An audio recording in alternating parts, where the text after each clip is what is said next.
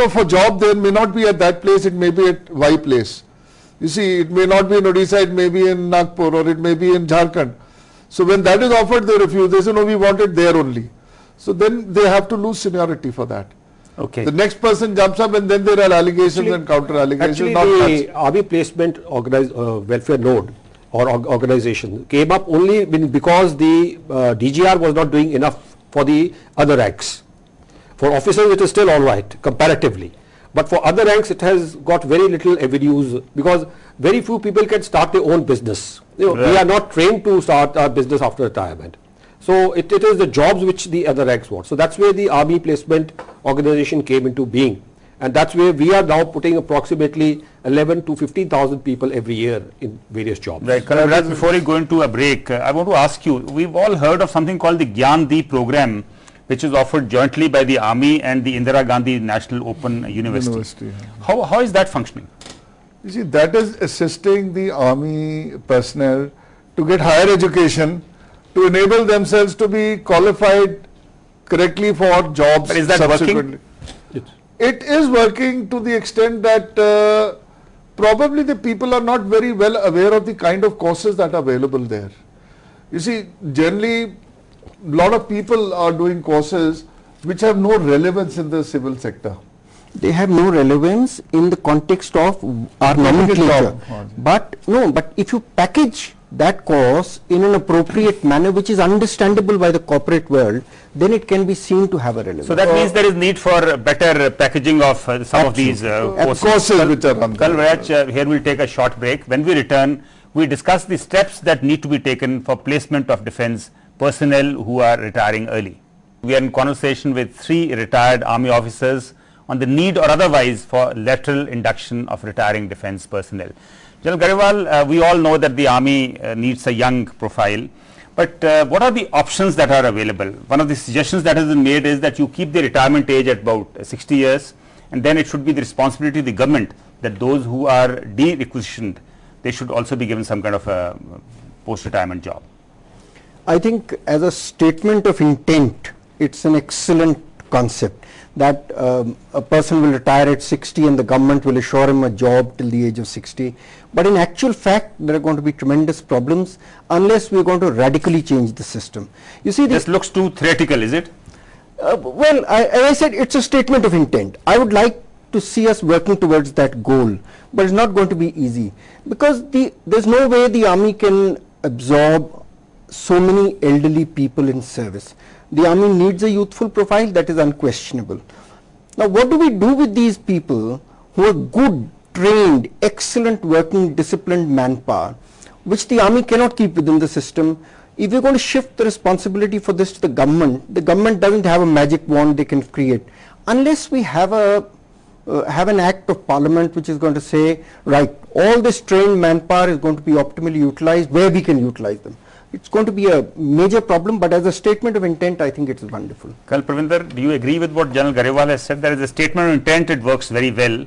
It sounds very well, but one is not sure it will work well. No, what he said is correct, but I will add on to that is that, like he said, the lateral, that at the age of about 45 in respect of the officers who cannot make it to the next rank, and at the age of or the retirement of a Jawan who retires very young and he can still go, there should be a lateral induction, like we were discussing on that, and it should take place in your BSF, in your CRPF, in your other paramilitary forces, and also like in police also. So here you got a trained manpower, and you are going to save so much of money on his training, where he's a much more disciplined manpower which you got out here, which is going to infuse a better discipline in the paramilitary forces which is already there. Kalvaraj, will people, ex-servicemen, welcome lateral induction into the paramilitary and the central police forces? I think there have been in earlier days, I'm talking of the 60s, there was the late 50s, a lot of these officers were laterally inducted into those the were civil the service. Emergency and the civil and the short service. And I don't officers. think there should be any reservation. If an officer or other rank gets an opportunity to be laterally inducted, it is having something rather than not having anything. You see, and if he is given that due status, I don't think there should be any problem. I don't The problem visualize. is from the civil organization. It is their reluctance to accept. Except that's the problem. That is it. But I think the Home Ministry has been resisting this for a long time. So do you think perhaps there is need for an act of parliament, as you mentioned? Group of ministers in 2001 recommended lateral induction. Standing Committee on Defence has recommended lateral induction. Sixth Pay Commission has strongly urged lateral induction. But the Ministry of Home Affairs has, as they said, unilaterally been dismissive of this proposal, because from their point of view they feel that this is an encroachment on their turf perhaps. I think we should not look at it as turf battles, us and them syndrome. It is what we want to do in the best interest of the nation. The kind of pension bill which we are running up today is colossal. No nation can afford such pension bills. For every one man in uniform, there are two pensioners. 1.1 million strong That's right. military, 2 million strong pensioners. Who can afford such pension bills? Now what do we do about it? We have to convert these pensioners into useful working bodies, and that it can well be done by utilizing his talent between the age of 35 to 60 in the paramilitary forces or CPOs. Reduce your pension bill by about 800 crores a year. It's a win-win situation for everybody. But don't you think the Home Ministry has been arguing that they are given the best years to the army? So why should they be taken at that age when they are not fit for really active service? And in the paramilitary forces and the central police forces, there is a lot of active service involved. Because the job content of the paramilitary forces cannot be equated with the job content of the armed forces. There is no denying that within the paramilitary forces a certain amount of active youth is required. But in a lot of places, General Garewal, they are doing almost the same thing. I mean, in situations like in J&K, for example, you had situations where the BSF has been pulled out and army put in, or army has been withdrawn and the BSF has taken over the role, no? Unquestionably, there are many such areas where paramilitary forces are doing a very difficult job under very trying circumstances. Therefore, I think we need to look at maybe a specialized force which is going to operate in areas where these somewhat older people can be used. 35 is a very fit age. Today, between the age of 35 and 50, people are extremely fit and capable of working. And we need to Then use in that this case, manpower. is there a proposal, or should some of these people within the army, particularly the Jawan level, be continued to serve at least for another 3 to 4 years or 5 years? Within the armed forces, increasing the color service is going to be counterproductive, because we have to look at his promotion avenues within the armed forces. We have to look at the entire packaging of his tenure in the armed forces.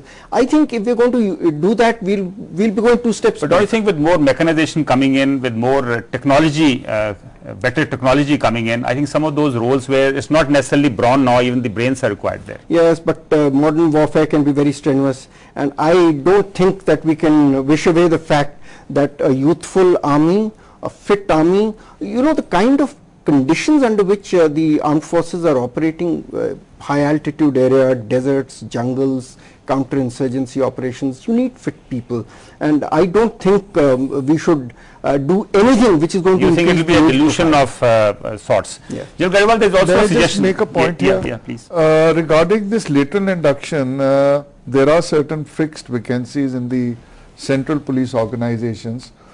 4th of March, I think, is the last date, and they have come out. That is for CRPF, BSF, CISF, and SSB.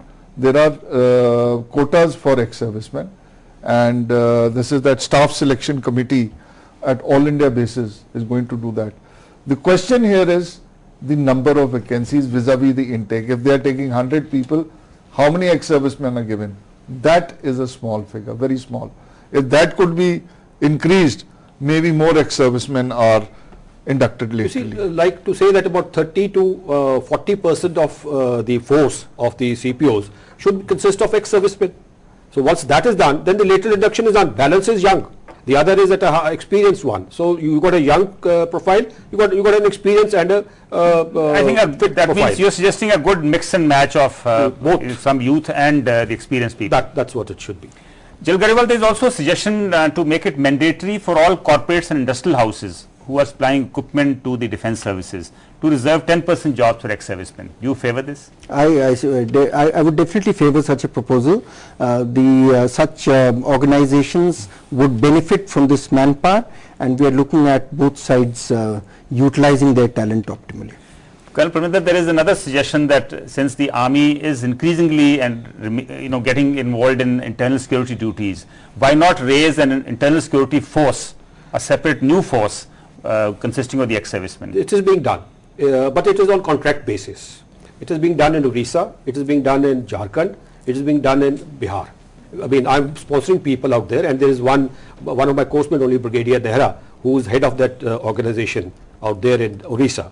So that organization is there. So that's what I said, that the requirement is there, but the proper procedure is not there.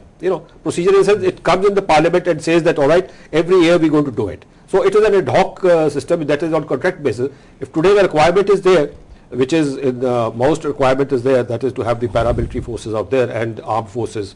We are sponsoring them, and approximately you can say about 2,000 people or per year are being sponsored to this organization. But are the serving personnel who are retiring preferring to go there because they are going to be in trouble-prone areas for the rest of their service? No, they are, some are interested, some are not. Of course, because we got a large number who's slightly happy in his village after retirement. He is not interested in going out there.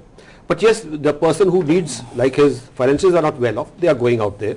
And plus we try and find people of that area also, nearer to the home. We have sponsored about 2,000 people into every year. We are sponsoring 2,000 people into it every year. Colonel Raj, what is your take on the Internal security force? I think that Rashtriya Rifles initially was raised with a similar hope, but that time it was proposed at that time, I'm told, that ex-servicemen would be also inducted subsequently. Initially they said only the serving personnel would be posted. It was a specialized counterinsurgency force which was raised. But over a period of time, I suppose the role has changed and it has only become a serving people's this thing. It did not serve the purpose of also getting an ex-serviceman there. I think that raises a very interesting point, General Garewal, that now you raising this internal security force, earlier you raised the Rashtriya Rifles force. Are we not raising a plethora of forces? We do have a very large number of such forces, but some of these forces have a very specialized role. Can they be brought under one umbrella? I think it is desirable that we do so, and it will simplify our functioning. Yeah, but before we, since we are running out of time, before we close, one last question. Will this help Army not get into internal security issues and it's very important. The Army should not be overextended on internal security duties. The Army have a charter of their own, and the Army must concentrate on that charter. Anything we do to reduce the Army's commitment in internal security is a very welcome step. But do you see at any point of time the Rashtriya Rifles being de-inducted and being utilized for something else? Well, the Rashtriya Rifles today are carrying out a very difficult role, and once the situation in the area is conducive, some thinning out is possible. At the moment, I don't think that is on the cards. Thinning out should be that of the regular Army and not of the Rashtriya Rifle. Although Rashtriya Rifle is also regular comparatively, but it should be of the regular Army and not of the Rashtriya Rifle. That thinning out should take place. Right, gentlemen. Thank you very much for joining us in this discussion. We were discussing the crisis of sorts of defence personnel who retire early, since most of them are too young to lead a retired life, and also because their skills need to be better utilized. The country should pay greater attention to the issue at hand. That is all in this episode of Defence Line. Do write your feedback. We meet again next week. Till then, good luck and goodbye. And for now, we meet at the bar.